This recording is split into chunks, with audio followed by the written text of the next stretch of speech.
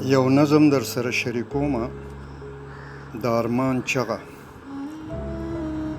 زه د دې مظلوم ولس د درد د ارمان چغه یم. ما زولنې پرېکړې د برداشت د بنده ووتم. ما پنجې د ولچکو د همت په توره پرېکړې. زه د نامرادۍ د معصیت د ګنده ووتم.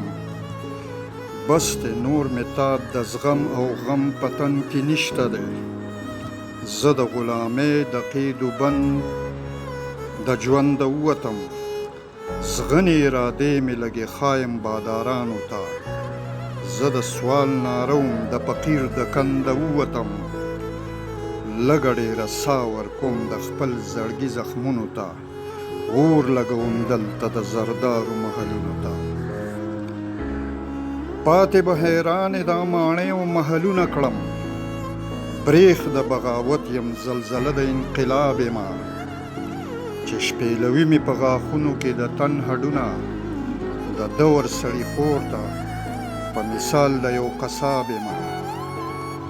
دې خپلو جونګړو لتې لږه شان رڼا راوړم.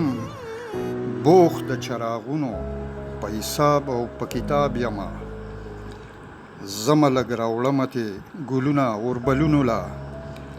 سپورې سڼې پیغلې دي په ژوند خاره خراب یمه. هر ځای راټوکېږي خو د سرو وینو باران غواړي.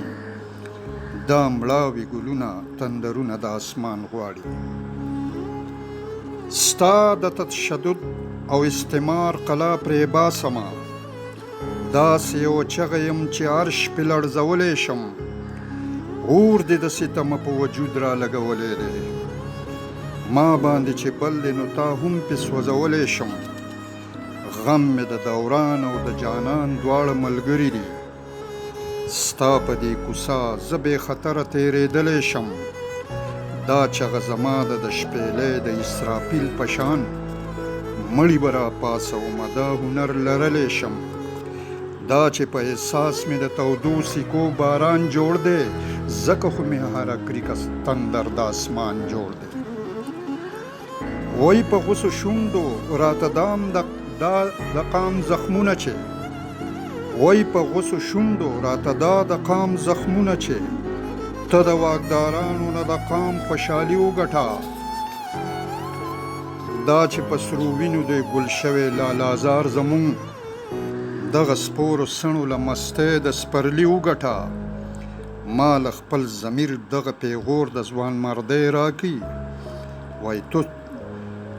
وای تور نصیبو له د ژوند رڼایي وګټه. وبوږنېږم چغه د هیبت د احساس پورته کم.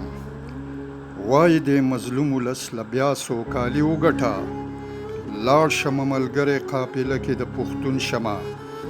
تندر په سرونو د فرعون او د قارون شمه.